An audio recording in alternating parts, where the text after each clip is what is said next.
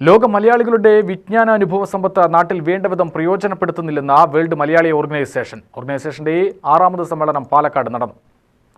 ലോകവികസനത്തിന് കാരണമായ പല സംരംഭങ്ങളും ഒറ്റയ്ക്കോ കൂട്ടായോ നാട്ടിൽ നടപ്പിലാക്കാൻ കഴിയുന്നവരാണ് ലോക മലയാളികളെന്ന് വൈസ് ചെയർമാൻ CS രജികുമാർ പറഞ്ഞു. വിദേശ മലയാളികൾക്കൊപ്പമാണെന്ന് പറയുന്നവർ തന്നെ കാര്യത്തോടടുക്കുമ്പോൾ മാറ്റി നിർത്തുകയാണ്.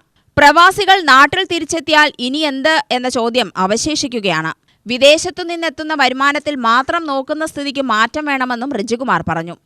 മത്സരത്തിന്റെ ലോകത്ത് ഈ മത്സരം ഒഴിവാക്കാനുള്ള ഒരു വലിയ കാര്യമാണ് നമ്മൾ കുറച്ചുകൂടെ നമ്മുടെ ചിന്തകളെ വലുതാക്കുക.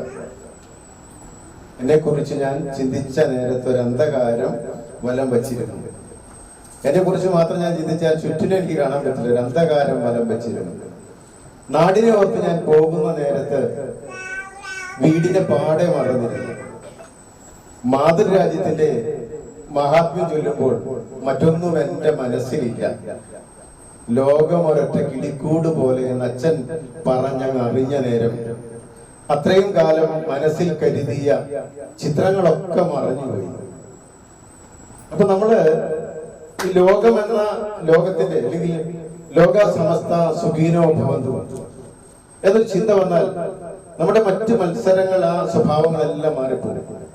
അപ്പോ വലിയ ചിന്തകൾ ഉണ്ടാക്കാൻ അല്ലേ, വലിയ സ്വപ്നങ്ങൾ കാണാൻ നമ്മളെ പഠിപ്പിക്കുന്ന ഒരു വലിയ പ്രസ്ഥാനമാണ് വേൾഡ് മലയാളി ഓർഗനൈസേഷൻ.